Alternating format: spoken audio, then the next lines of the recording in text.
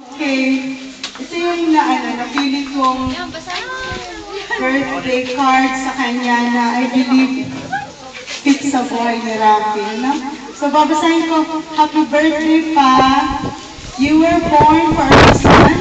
God picked this time and place for you to live your life because He knew there were so many lives you would touch. Amen. And today, I'm just grateful to be one of them. The Lord bless you and keep you.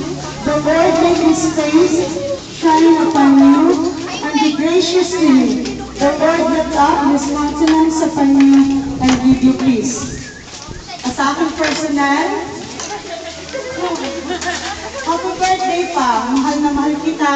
Alam mo at alam ko na dati na kitang mahal. Pero ngayon ko lang naintindihan kung ano ang ibig sabihin ng pagmamahal sa tulong ng may kapal na unumaan ko. And it is the love of God that is in me, that is in my heart, that makes me love you so much.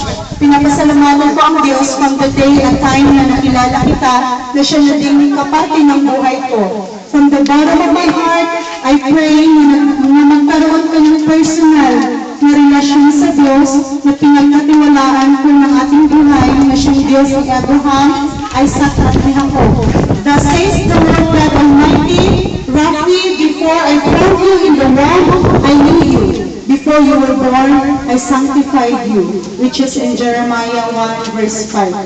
I love you pa.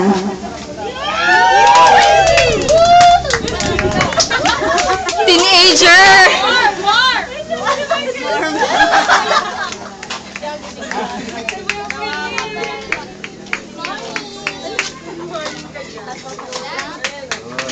Happy birthday!